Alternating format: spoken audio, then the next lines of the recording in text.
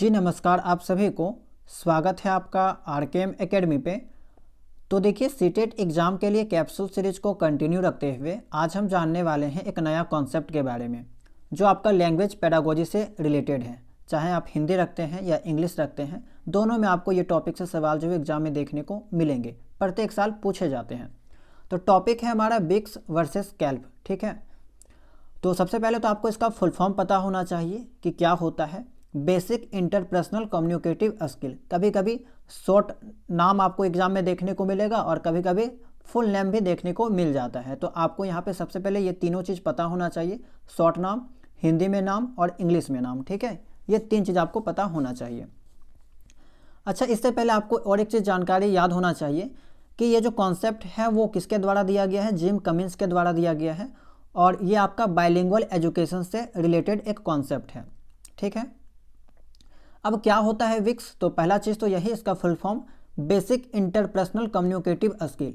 Interpersonal का मतलब आपको पता होगा कि जब दो लोग आपस में बात करते हैं तो वही है आपका इंटरपर्सनल। ठीक है, तो जब दो लोग आपस में बात करते हैं तो बात करने के लिए उनको जो बेसिक नॉलेज चाहिए, ठीक है, बेसिक जो स्किल चाहिए, उसी को हम लोग क्या कहेंगे, बेसिक इंटरपर्सनल कम्युनिकेटिव स्किल। कहने का मतलब ये है कि रोज़मर्रा की जो सामाजिक भाषा होती है उसी को हम लोग यहाँ पे बिक्स के नाम से जानते हैं।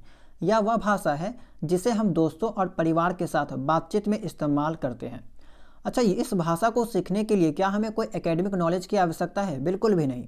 ठीक है, बिल्कुल भी नहीं। यानी कि बच्चा जो है वो घर से, परिवार से, समाज से इस टाइप का भाषा सीख सकता है, बिक्स जो है वो सीख सकता है। दूसरा पॉइंट क्या याद रखना है, संदर्भ सहित। ये जो बिक्स होता है वो आपका संदर्भ सहित होता है। अब संदर्भ सहित क्या होता है? तो देखिए, संदर्भ सहित कहने का मतलब ये है कि जब हम लोग एक भाषा सीखते हैं और भाषा सीखने के लिए हमारे पास कुछ संसाधन है, आसपास की मदद से अगर हम लोग सीखते हैं, जैसे कि आसपास कोई वस्तु है, कोई किन्हीं का कोई जेस्चर है, हाव भाव है, चित्र रखा हुआ है, वस्तु रखा हुआ है, किसी चीज़ का स्थिति है, आवाज़ का उतार चढ़ाव है, यानी कि भाषा सीखने के लिए अगर कोई संसाधन हमें मदद कर रहा है, ठीक है, कोई वस्तु हमें मदद कर रहा है, तो उसी को हम लोग कहेंगे संदर्भ सहित। ठीक है, चेहरे के भाव, हाव भाव और बातचीत के टोन से अर्थ समझने में यहाँ पे मदद मिलती है। इसके अलावा और क्या याद रखना है, सीखने में जो समय लगता है वो 1 से 2 साल लगता है। बच्चा जब बड़ा होता है, धीरे धीरे 1-2 साल का हो जाता है, तो वो बिना किसी स्कूल के नॉलेज के बिना ही वो भाषा सीख सकता है, दूसरों से बातचीत करना स्टार्ट कर देता है। ठीक है, इस भाषा कौशल को विकसित करना अपेक्षाकृत तेज होता है और ये जो है वो स्वयं धीरे धीरे तेज होता चला जाता है। ठीक है, बच्चा जो वो धीरे धीरे सब चीज़ सीख जाता है अपना परिवार में रह के, समाज में रह के।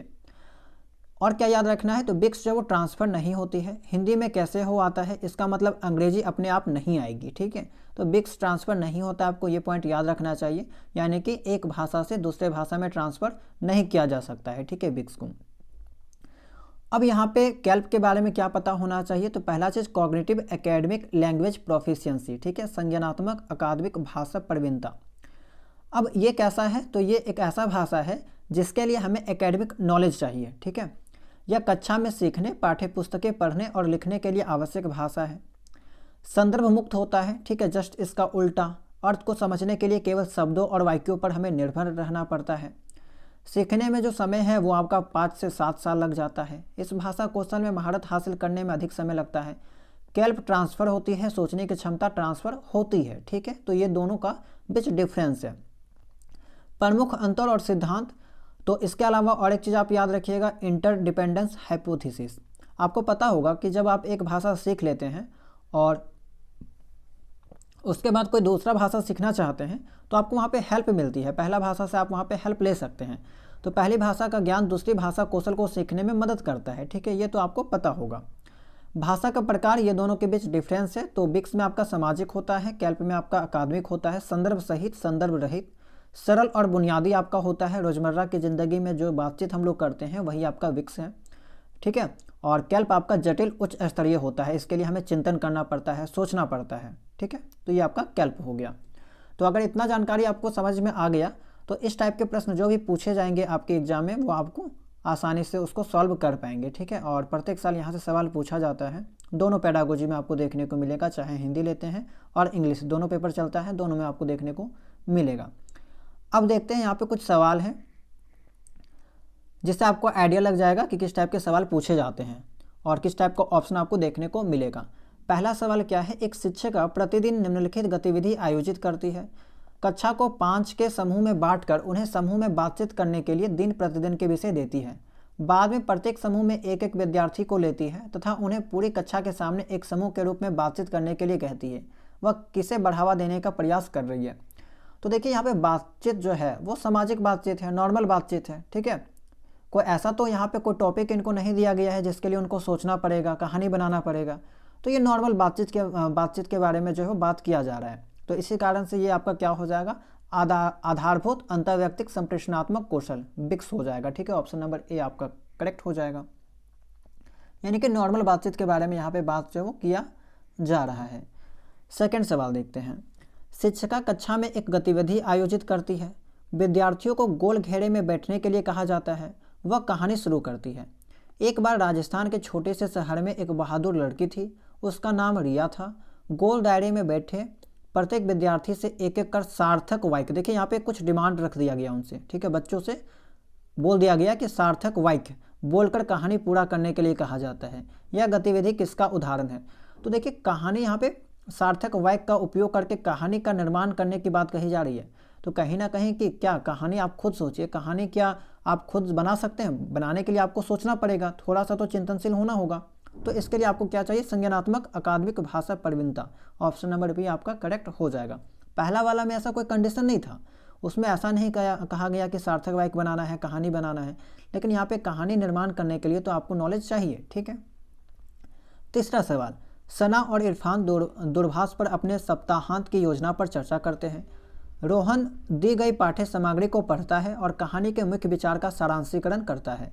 बुनियादी अंतर्वैयक्तिक संप्रेषणात्मक कौशल और कैल्प, इन दो भाषाई कौशलों को ध्यान में रखते हुए उपयुक्त स्थितियाँ कौन सी है। तो ये आपका कंडीशन 1 है, सिचुएशन 1 है, और दूसरा आपका सिचुएशन 2 है। तो पहला में क्या था कि सना और इरफान दूरभाष पर अपने सप्ताहांत की योजना पर चर्चा करते हैं, यानी कि नॉर्मल बात जो है वो नॉर्मल डिस्कशन वे लोग कर रहे हैं। तो ये आपका वही बिक्स हो जाएगा, ठीक है, नॉर्मल डिस्कशन है। दूसरा है आपका रोहन दी गई पाठ्य सामग्री को पढ़ता है, ठीक है, टेक्स्ट बुक को पढ़ता है और कहानी के मुख्य विचार का सारांशीकरण करता है, समरी करता है। तो ये कहीं ना कहीं किताबी नॉलेज के बारे में बात कही जा रही है, स्कूल से रिलेटेड चीज़ों के बारे में बात कही जा रही है, ठीक है। तो इसीलिए ये आपका कैल्प हो जाएगा। तो पहला तो बिक्स, दूसरा कैल्प, यानी कि ऑप्शन नंबर आपका जो है यहाँ पे बी करेक्ट हो जाएगा, ठीक है। 4 देखिए, रमेश और सुरेश दोपहर के भोजन के समय आपस में अंग्रेजी में उन सब कामों के बारे में बात कर रहे हैं जो उन्हें पिछले दिन घर पर किए थे। तो देखिए घर पर किए थे तो घर पर बात कर रहे हैं, नॉर्मल सी बात है। भले वो इंग्लिश लैंग्वेज में, अब बहुत सारे स्टूडेंट सोचेंगे इंग्लिश के लिए तो स्कूल जाना होगा, सीखना होगा। अब कुछ लोग ऐसे भी होते हैं जो घर में इंग्लिश सीख सकते हैं, समाज में इंग्लिश वाला अगर समाज में रहते हैं तो इंग्लिश सीख सकते हैं। तो ये आपका नॉर्मल बात है, ठीक है। तो ये आपका वही बिक्स के अंतर्गत आ जाएगा। सुनैना विज्ञान की कक्षा में किए गए प्रयोग के बारे में विस्तार से टिप्पणी लिखती है। तो ये आपका स्कूल से रिलेटेड है, विज्ञान, तो ये आपका कैल्प के अंतर्गत आ जाएगा। तो 1 आपका विक्स है, दूसरा कैल्प है, तो ये हो गया, ठीक है। बाकी ये आपको ध्यान में रखना है कि अंग्रेजी में बात कर रहा है लेकिन नॉर्मल बात कर रहा है, ठीक है। हो सकता है कोई एक ऐसा समाज होगा जहाँ पे बच्चे शुरू से ही इंग्लिश सीख रहे होंगे, जैसे हम लोग नॉर्मली इधर हिंदी सीखते हैं, ठीक है, अपना रीजनल लैंग्वेज सीखते हैं, उस तरह से वो अंग्रेजी सीख रहा होगा, तो वो नॉर्मल बातें हैं। चलिए 5वां सवाल देखते हैं। शीला भाषा से संबंधित निम्नलिखित गतिविधियां करती है, पता कीजिए कि इनमें से कौन सी बुनियादी बिक्स तथा कैल्प है, ठीक है। वह अपने मित्रों के साथ संवाद करती है तथा उनके साथ अंग्रेजी में बातचीत करती है। मित्रों के साथ यहाँ पे डिस्कशन कर रही है और अंग्रेजी में कर रही है, तो नॉर्मल सी बात है, नॉर्मल बातें हैं, तो ये आपका बिक्स के अंतर्गत आ जाएगा। अपने भौतिक विज्ञान की कक्षा में नोट्स लेती है तथा प्रयोगों की रिपोर्ट करती है, तो जाहिर सी बात है ये आपका कैल्प हो जाएगा, ठीक है। तो बिक्स और कैल्प हो गया 5 का डी। तो इसी टाइप के सवाल जो है आपको एग्जाम में देखने को मिलेगा और ये सभी सवाल पिछले वर्षों में पूछे गए हैं। आप यहाँ पे डेट भी देख पा रहे होंगे। चलिए अगला सवाल है आपका, संज्ञानात्मक रूप से शैक्षणिक भाषा निपुणता डैश की ओर संकेत करती है। तो वही देखिए ये किसके बारे में बात किया जा रहा है, तो ये आपका कैल्प के बारे में बात किया जा रहा है, ठीक है। संज्ञानात्मक रूप से शैक्षणिक भाषा निपुणता डैश की ओर संकेत करता है। यानी कि कैल्प का आपको यहाँ पे डेफिनेशन समझना है।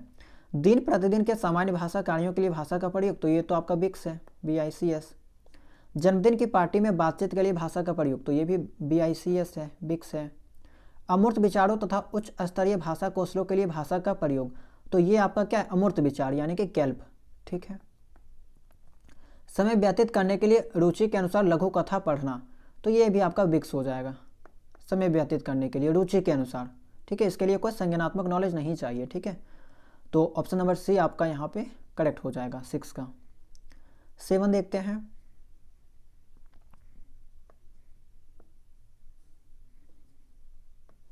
देखिए बिक्स जो है वो संबंधित है, तो बिक्स का डिफिनेशन आपको पता करना है। अमूर्त विचारों को संप्रेषित करने के लिए भाषा की आवश्यकता होती है। अमूर्त विचार आपका कैल्प है, ठीक है। बच्चों द्वारा संप्रेषण के लिए भाषा की आवश्यकता होती है। बच्चों द्वारा संप्रेषण के लिए भाषा की आवश्यकता होती है। परस्पर संप्रेषण के लिए भाषा की आवश्यकता होती है। संप्रेषणात्मक भाषा शिक्षण, अगर आपको याद होगा तो इसका फुल फॉर्म क्या था, ठीक है, बेसिक इंटरपर्सनल कम्युनिकेटिव स्किल, ठीक है। तो उसमें इंटरपर्सनल था यानी कि परस्पर था, यानी कि दो लोगों के बीच बातचीत हो रहा था, ठीक है। इसी कारण से यहाँ पे ऑप्शन नंबर सी करेक्ट हो जाएगा। तो एक्चुअली देखा जाए तो इसका जो ओरिजिनल डिफिनेशन है, इसका जो सटीक परिभाषा है वो आपका सी के द्वारा पता चल रहा है, ठीक है। बाकी बी देखिए, बच्चों द्वारा संप्रेषण के लिए भाषा की आवश्यकता होती है, वो तो जाहिर सी बात है, दो लोग बात करेंगे, दो बच्चा आपस में बात करेगा या फिर दो व्यक्ति आपस में बात करेंगे तो भाषा तो चाहिए, वो नॉर्मल सी बात है। लेकिन ये एक्चुअली अगर कहा जाए तो बिक्स को तो डिफाइन नहीं कर रहा है ना। परस्पर संप्रेषण के लिए भाषा की आवश्यकता होती है, ये इसका जो वो सटीक डिफिनेशन होगा। ऑप्शन नंबर सी जो वो सही है, ठीक है। ऑफिशियल आंसर की के अकॉर्डिंग आपका सी को माना गया है। आधारभूत अंतर्वैयक्तिक संप्रेषणात्मक कौशल को कहते हैं, तो वही बिक्स के बारे में बात किया गया है। तो उच्च स्तरीय भाषाई कौशल, तो ये आपका कैल्प हो गया। सारांश की भाषा समरी बनाना, ये भी कैल्प हो गया। दिन प्रतिदिन के संप्रेषण के लिए प्रयुक्त भाषा, सी आपका सही हो जाएगा, ये आपका बिक्स हो गया, ठीक है। सी आपका करेक्ट हो जाएगा।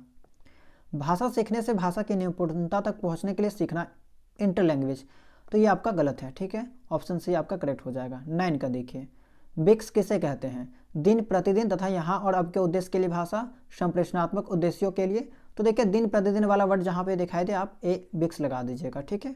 ये सब अलग अलग शिफ्ट में पूछा गया है, ठीक है। सेम टाइप का आपको सवाल देखने को मिल सकता है, लेकिन अलग अलग एग्जाम में पूछा गया है, अलग अलग डेट में जो है वो देखने को मिलता है। 10वां है आपका, वह भाषा क्या है जिसका प्रयोग हम दिन प्रतिदिन, देखिए दिन प्रतिदिन आ गया, आपको पता है बिक्स लगाना है, ऑप्शन नंबर बी करेक्ट हो जाएगा।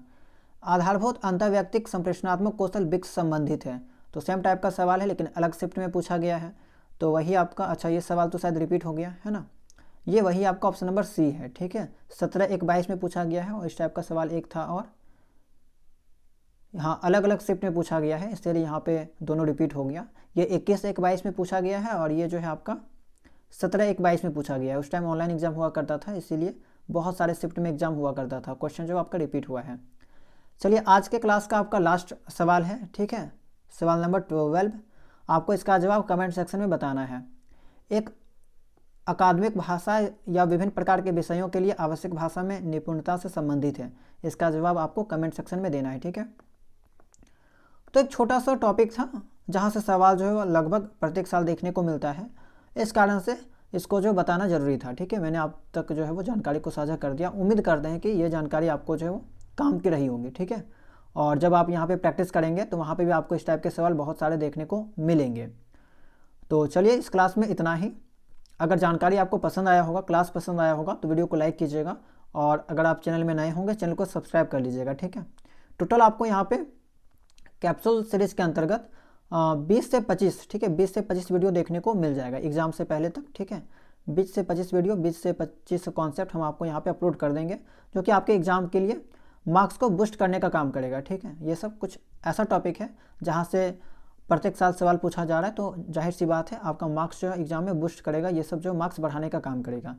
तो अगर आप भी फरवरी में एग्ज़ाम देने वाले हैं या फिर जब भी एग्ज़ाम देंगे तो आप जो ये सब एक बार अच्छे से देख लीजिएगा, रिवीजन कर लीजिएगा, क्योंकि काम की जानकारी है, ठीक है।